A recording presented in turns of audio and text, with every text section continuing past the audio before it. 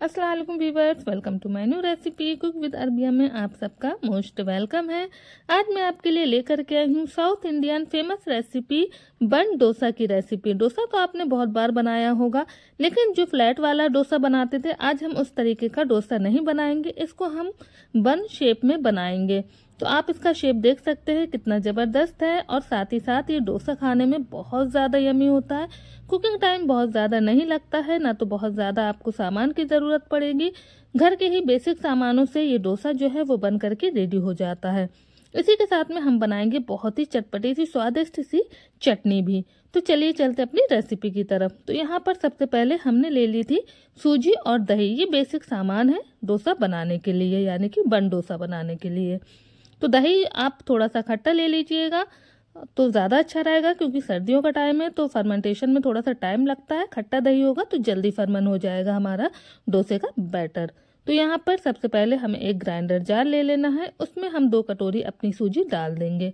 सूजी बारीक वाली, मोटी वाली कोई भी आप ले सकते हैं, क्योंकि हमें इसको ग्राइंड करना है। तो यहाँ पर कोई शर्त नहीं है कि सूजी हमें किस तरह की लेना है। सूजी डालने के बाद में अब हम डाल देंगे यहाँ पर आधी कटोरी दही।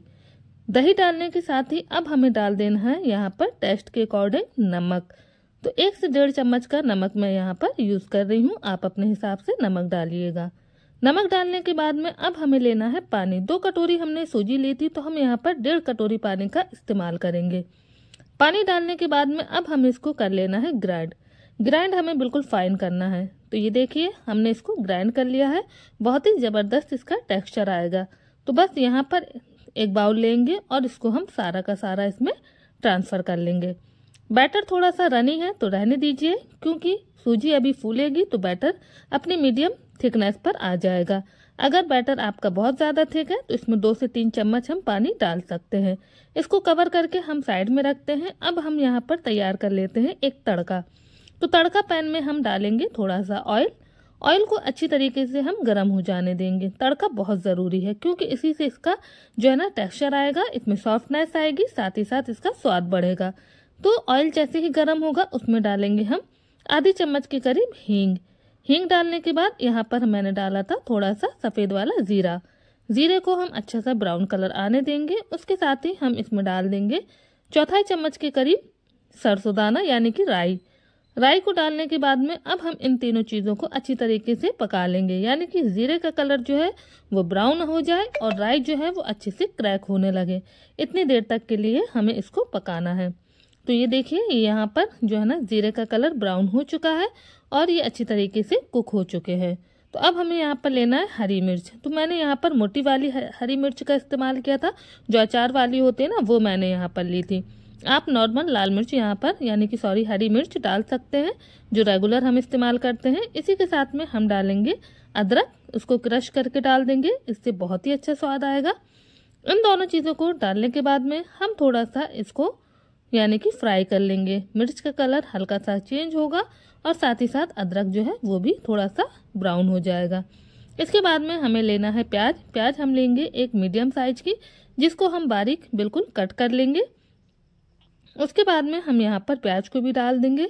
प्याज को डालने के बाद में अब हमें इसी के साथ में जो है ना करी पत्ता भी डाल देंगे। करी पत्ता मैंने यहाँ पर 8 से 10 लीव्स जो उसकी ली थी उनको भी शामिल कर दिया है। अब हमें इनको अच्छी तरीके से पका लेना है।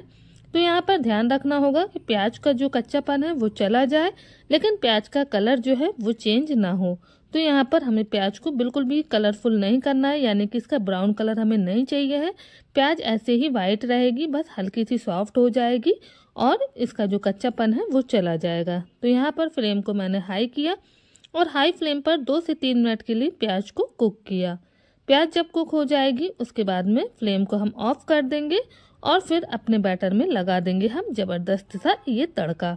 तो यहाँ पर जो तड़का है वो हमारा बन करके रेडी हो चुका है। अब हम गैस को बंद कर देते हैं। अब यहाँ पर हम अपना बैटर चेक करते हैं। तो बैटर अभी थोड़ा सा थिक हुआ है, क्योंकि सूजी है वो थोड़ी थोड़ी सी फूलने लगी है। जब तक के लिए हम इसमें जो है ना तड़का लगा करके इसको वापस से हम रेस्ट करने के लिए रखेंगे, तो बिल्कुल सही हमारा जो है ना बैटर बन करके रेडी होगा। तो बस यहाँ पर तड़का डालने के बाद में अब तड़के को हम अच्छी तरीके से इसमें मिला लेंगे। तो बहुत ही स्पंजी सी और बहुत ही सॉफ्ट सी ये डोसा की रेसिपी है। बन डोसा है, बन करके बहुत ही जो है ना ज़बरदस्त सा रेडी होता है, देखने में भी अच्छा लगता है और खाने में भी बहुत अच्छा लगता है। और चटनी की रेसिपी जो भी मैं आपको आगे दूंगी वो तो इतनी ज़बरदस्त लगती है कि आप सारी की सारी चटनी जो है ना वो फिनिश कर जाएंगे। तो तड़का डालने के बाद में अब मैंने इसको अच्छी तरीके से मिला लेना है।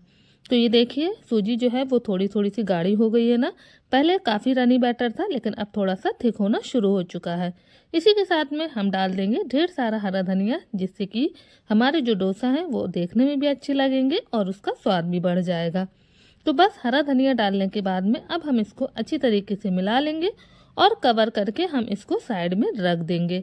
कम से कम 15 मिनट के लिए हम इसको रेस्ट देना है, जब तक कि हम तैयार कर लेते हैं अपनी चटनी। तो चटनी बनाने के लिए मैंने एक पैन ले लिया था, उसमें डाल दिया था ऑयल। ऑयल जब अच्छे तरीके से जो है ना गर्म हो गया था, उसके साथ ही हम डाल देंगे यहाँ पर चौथाई चम्मच के करीब हींग और डाल देंगे चौथाई चम्मच इसमें जीरा। इसी के साथ में चौथाई चम्मच ही हम डाल देंगे इसमें राई। इन तीनों चीज़ों को डालने के बाद में वापस से हम इनको वैसे ही चटकाना होगा जिस तरीके से अभी हमने तड़का लगाने में चटकाया था। तो बस ये सारी चीज़ें जब चटक जाएंगी, हल्का सा जीरे पे ब्राउन कलर आ जाएगा, सरसों जो है वो यानी कि क्रैक होना शुरू हो जाएगी। तो इसी के साथ में मैंने यहाँ पर 2 लाल मिर्च और 2 हरी मिर्च डाली थी। तो मेरी जो ये मिर्चें हैं लाल और हरी काफ़ी ज़्यादा तीखी हैं, तो आप अपने हिसाब से जो है ना अपनी मिर्चें ऐड कर सकते हैं जितना तीखा आप लाइक करते हो।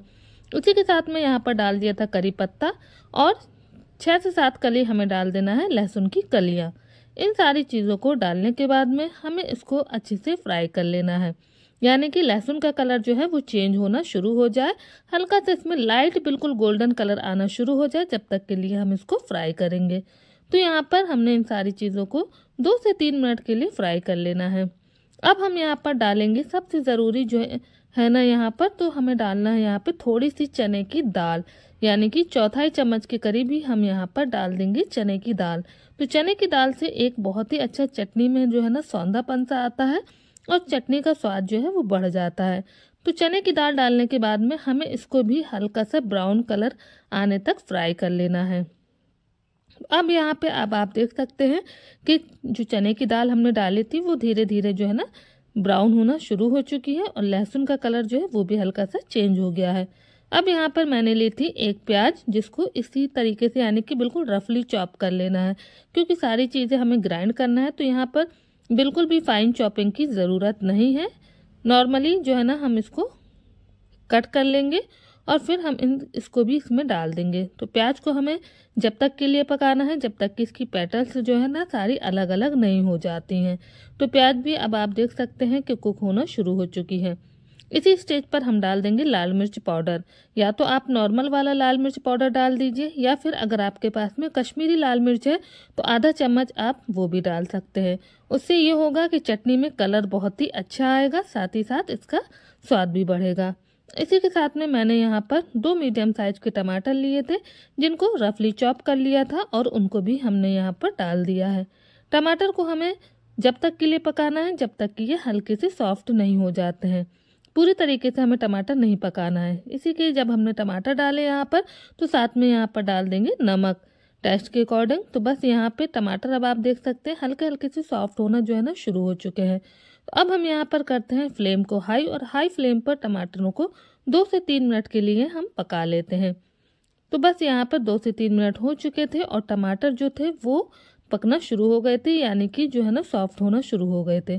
तो यहाँ पे मैं डाल रही हूँ थोड़ा सा इमली, यानी कि इमली जो होती है ना इसके बीजे निकाल करके इसका गूदा जो होता है वो हम यहाँ पर डाल देंगे। इससे एक चटनी में हल्का सा खट्टापन आएगा।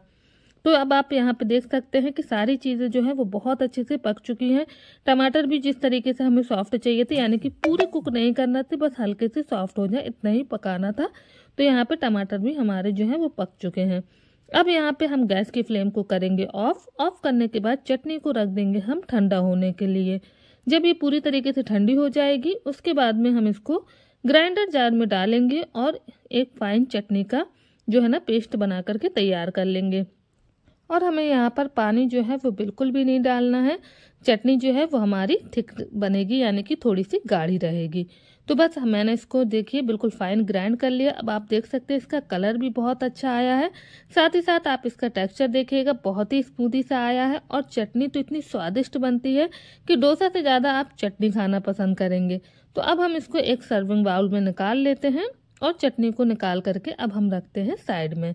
तो ये देखिए हमारी चटनी जो है बहुत ही यम्मी बनी है। अब हम चलते हैं अपने बैटर की तरफ। तो ये देखिए बैटर जो है वो हमारा बहुत अच्छे से बन करके रेडी हो चुका है।